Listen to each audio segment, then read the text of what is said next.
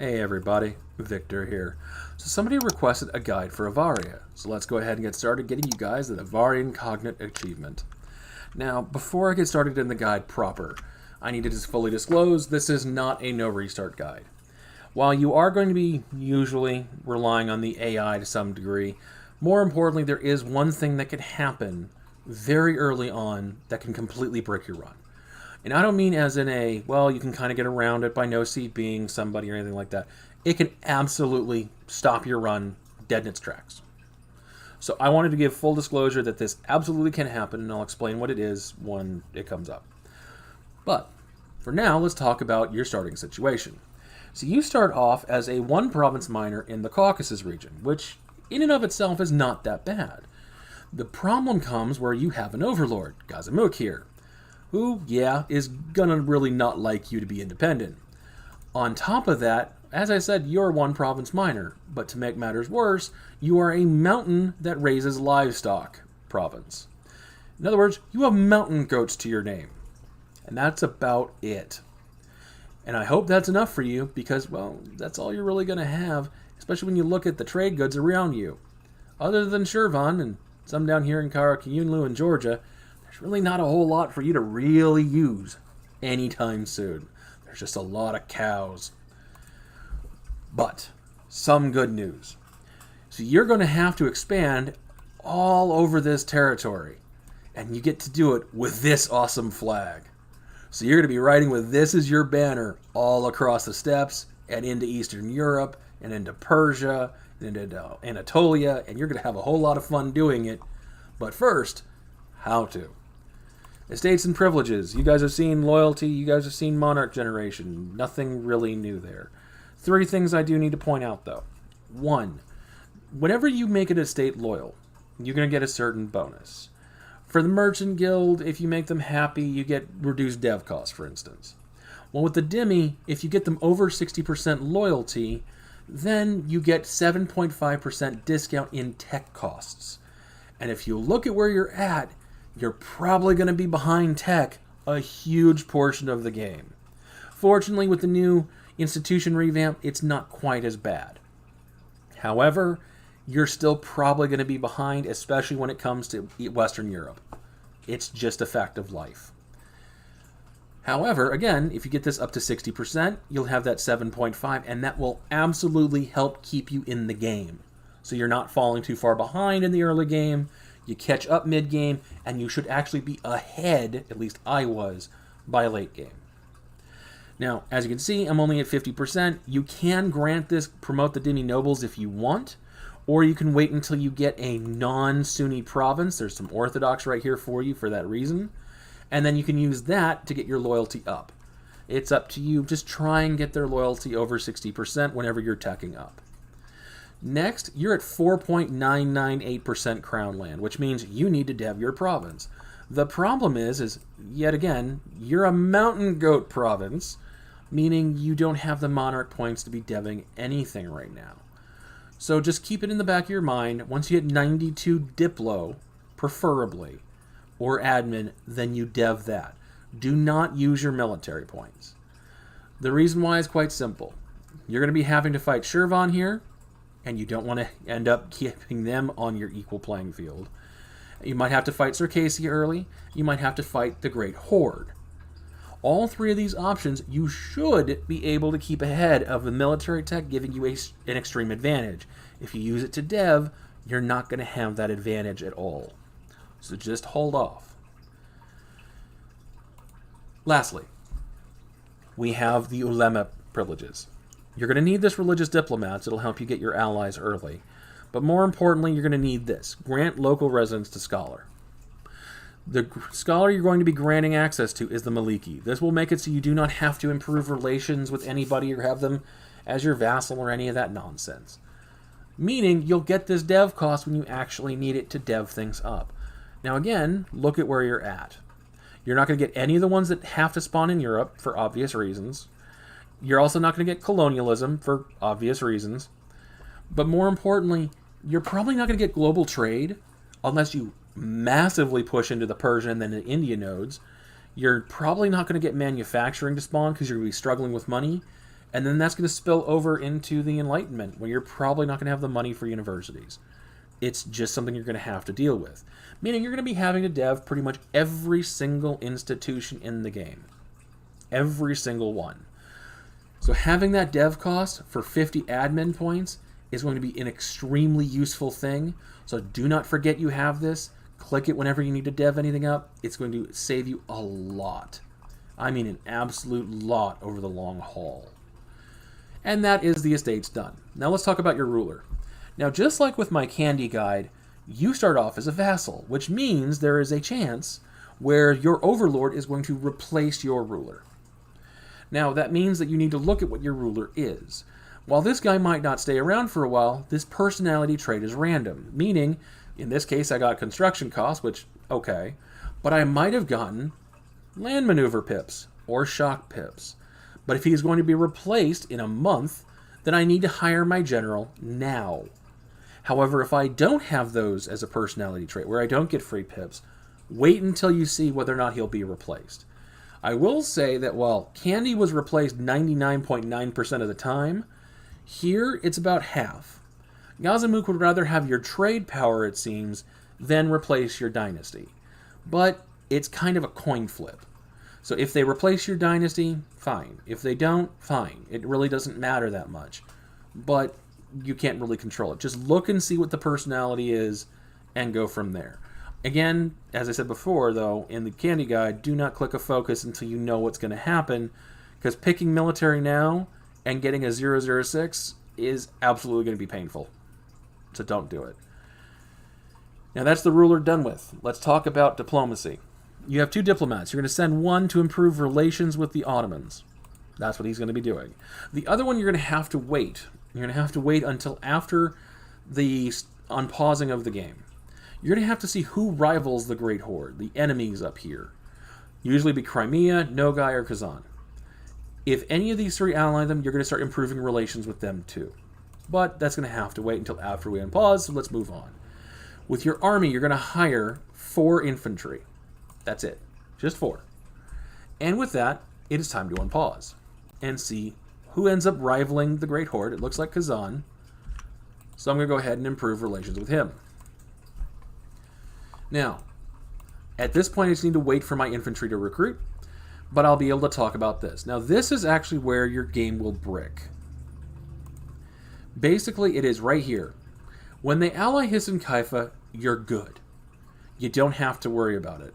I have done about 80 of these runs as testing, and they have allied Hisn Kaifa 79 times. There was only one time they didn't, and in that game they allied the Ottomans. And in this case, the Ottomans can absolutely get military access through all of this land to get to you. And if they do that, they're going to give you a very, very, very bad day. So if you end up starting the game and Gazamuk ends up allying the Ottomans, I'm sorry. There's really no way out of it. You're going to have to restart. But with all that said, it is now time to fight the Independence War, so I'm going to pull a diplomat back. Oh, and I do realize I have a free merchant. It doesn't really save you any money or make you any money sending them to Persian. That's the only node you can reach. So I'm just not going to do it right now. And declare the war. Now with that, take your army and head to Turkey. Now they did not replace my ruler. So I'm going to make him a general and an actual general, and I'm going to take this guy. Now the reason you go to Turkey is that this is dry lands, meaning there is no defensive bonus one way or the other. But that also makes them go onto your mountain fort. They also have a mountain fort. So if you go here, you are fighting with -2 dice rolls. Here, if you beat them to it, they're fighting with even rolls. But if they actually move over here, which they do almost every single time, you're able to get them with -2 dice rolls, which means you could hopefully stack wipe them. If not, you should be able to get them awfully close so you can chase them down onto their capital and stack wipe them there. Looks like I'm chasing them down multiple times. Because ping pong is fun, right guys?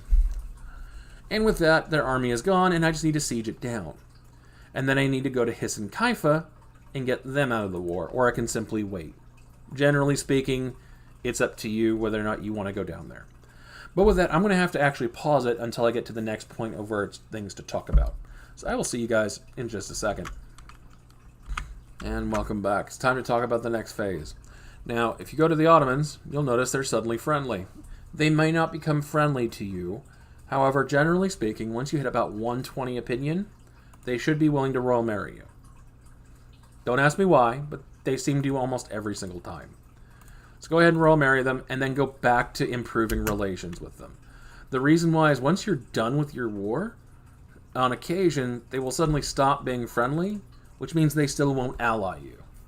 So go ahead and make sure they stay friendly, top off your relations, so when you peace out, they're your first ally. Do the same thing with Kazan, and in this case, if Crimea ends up rivaling them, which they did, try and get Crimea too by the time you peace out. However, you're probably not going to be able to, but it's not going to matter that much, and I'll explain why. But now that I have this going forward, I'm going to go ahead and pause the recording and bring you guys back when it's time to talk more. See you then. And welcome back. So I'm able to piece them out, take all their land, take their money, and now I'm able to hire a couple of more guys because I'm free now.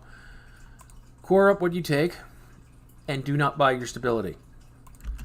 The reason why is because, generally speaking, the Great Horde will try and, well, make you a tributary. If you want, you can accept this. Absolutely, you can accept this. The reason why is because then they will protect you and nobody will attack you anywhere. Period. Sorry about that. I had a phone call come in I had to take, so I might have to repeat myself. So, once you get independence, the Great Horde has a nasty habit of sending you a tributary status request. Basically, they want to make you a tributary. It's up to you if you choose to take this. However, if you do, when you attack them, which you're going to do fairly often in the very early stages of the game, you're going to take another 3 stability hit from attacking your liege. Which means if you're going to do it, only buy 1 stability. You should have enough admin to do it, but that way you have to have -2 at the least in order to declare war. But this way you're not losing more anyway. In this case, it looks like he's not actually asking me for anything at this point. But what you do is you simply start getting your other spy networks down and getting your other claims going. So for Circassia and then for Shirvan. Now, Shirvan and Circassia both have a habit of doing something. Namely, they both have a habit of getting allies very, very quickly. So you're on the clock. Basically, Shirvan has a guarantee, pretty much, of getting Mazandran as their ally at the very beginning. However, if you wait too long, they will either ally Gillen or Karakayunlu. If they ally Karakayunlu, obviously, you're not really expanding in any way in their direction for any length of time until you have the Ottomans willing to come in and beat up Karakayunlu for you. So you need to get after them first. Circassia, on the other hand, while they sometimes ally Georgia, usually they don't get an ally. Sometimes they'll be guaranteed by Crimea to protect them from the Great Horde, but generally speaking, even that doesn't really happen. However, what they do is getting Muscovy as an ally, so you're on a race against the clock there too. However, you simply need to find one, get a claim down, and attack them. It looks like Crimea is willing to come in on promise of land, so I'm going to get spy networks down on both of these 2 guys as quickly as I possibly can. Because that way, I'll be able to secure my expansion and then move forward from there. So I'm going to have to go ahead and pause the recording again, and I'll bring you guys back once I'm able to actually talk some more. See you then. And welcome back. So, as you can see, Circassia grew in the middle of the war. Basically, I attacked them with Crimea, and Crimea pieced out because Georgia and them went over and sieged down their capital. So I'm now able to expand a lot more than I probably would have normally. But you'd probably get all of Circassia in this if you simply wait it out, or you'd have to split it with Crimea. And now I'm simply getting everything ready to attack Shirvan here. The rebels that I had from the original war fired. And you need to let them fire and then take them out. Simply, they'll walk from Lakia here over here and then move into the Great Horde. And if the Great Horde don't take care of them, just stand on Lakia. They'll walk back towards the mountain, and then you can take them out there. Core everything up, because of course you are. And basically, once you're ready to go, hire 10,000 men, because you need it to take out the level 3 fort in Shirvan, and attack them. And expand over here as well. Take over the northern side of Circassia first, then try and get Georgia if you are able. Try and get Imereti or Samanske, I think there's one that's down there. That's what it's called. And then aim north. After all of the stuff right here, this is to get yourself a small base, and you're going to let the Ottomans take over pretty much a large chunk over here, because you're going to be pushing north. You're going to be aiming towards Great Horde, Nogai, Kazan, and then Russia.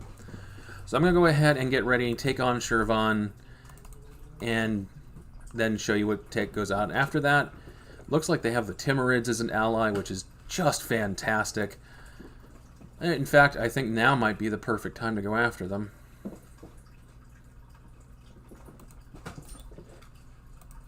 So I'm going to go ahead and pause the recording here while I figure out what's going on. See you in just a second. Okay, took me a second just to realize that, yeah, Uzbek is getting absolutely destroyed. Which means the Timurids won't come in either because of massive war exhaustion. So, yeah, now would be a perfect time to attack the Great Horde if I had other allies that would come in, but I do not. I would instead have to get Nogai on my side, which wouldn't take long. But instead, I'm going to go ahead and focus on Shirvan and take it from there. See you in a second. Oh, I just realized. This is where you're going to be deving up Renaissance.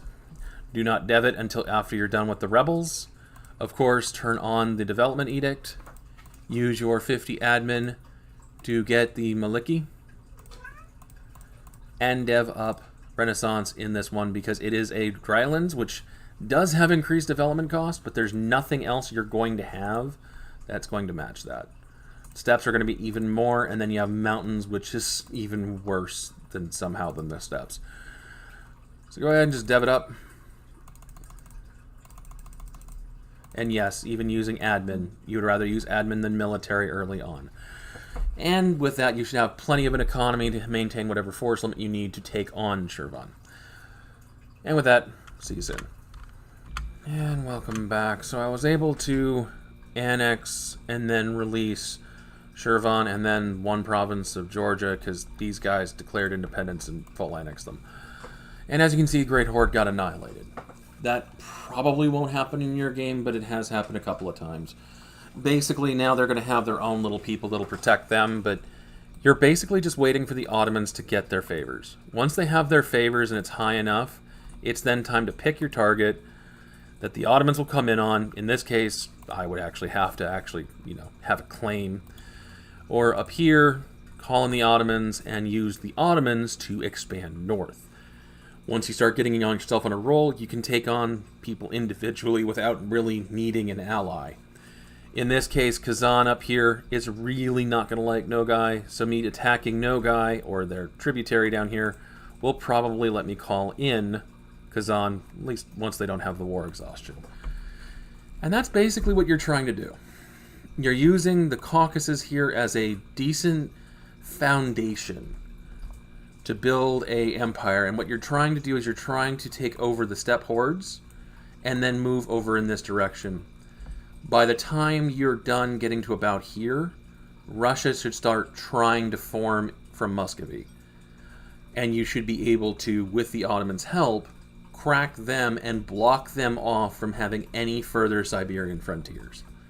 If you wish to let them Siberian frontier so you can take the land from them, by all means, simply annex the Russia part of them and force their capital over here, and then they'll be too weak to actually do anything, but they will still Siberian frontier all they want.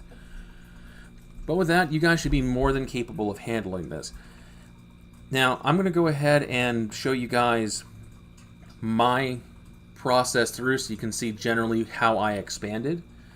When I got the achievement, which I did in one of the test runs. And welcome back. Now, this was Iron Man. This is when I got the achievement. So I'm going to go ahead and show you the timeline so you guys can see generally how it all happened. So you can See what I'm talking about? Got independence, Circassia, and then I started breaching out into Shirvan and Georgia, which were my vassals, and then Astrakhan. I used that to get a foothold, to then get into Siberia, and then push them out. Get Kazakh, and use them to feed them their cores, and then push into Transoxiana with them. Eventually break them to other people took advantage, and then I vassalized Transoxiana themselves, fed them their cores, even got Khorasan down here, which then I just neglected after that. And by that point, I was strong enough to start punching Russia and then Lithuania and then Poland independently. And eventually started using the Ottomans to take out Transylvania, who was allied to Spain, who was the only power that could take us both on. Used Spain to end up weakening the Ottomans, and then broke with the Ottomans, waited for the truce, and then took Hungary from the Ottomans. And that's generally what the idea of this campaign is. And this is the other way that you can end up ruining your game. Basically, you need the Ottomans to help you expand early, because you're surrounded by people that can absolutely destroy you. But once you hit a critical mass, generally you'll have critical mass around this much territory. You're able to start snowballing. Basically, you're able to start taking out Chagatai, and you're starting able to fight Oirats, and you're starting to use the cores of Siberia or Kazakhstan or Kazakh, or then Transoxiana to accumulate even more and more and more, to the point where Russia, who usually falls behind in tech, is behind you and can't stop you. Lithuania, who usually falls under Poland, decides they want independence because you keep beating Poland to a pulp. And then, in this case, Prussia took advantage of that too. And basically the Ottomans will eventually fall off, usually around 1700, and that's when you time when you attack them, because then their units are complete garbage. While your units are not much better, you're on parity with them and you're a player. Which means you'll have the discipline advantage, you should have the morale advantage because you have the right ideas, and on top of that, you know how to feed in reinforcements to break them. So you have everything you need. And that is the guide. I hope this helps you guys out. I hope you guys get this achievement. It's a really fun one to get, because you're playing basically hoping that you're not destroyed for a very long time, and then it's so fun to just keep punching Russia, or punching Poland, or punching Chagatai, because they were the ones punching you for so long that it's just glorious. And I really hope you guys enjoy this one. Now, if you like this kind of content, like and subscribe. I will definitely be making more of it. If you need a specific country guide or a specific mechanic, or if you're having trouble with an achievement, let me know in a comment below, because I am always looking for new ideas, and I need to know what you guys need help with for me to make a guide that'll actually help you. But with all of that being said, thank y'all for watching. I hope y'all have a wonderful day.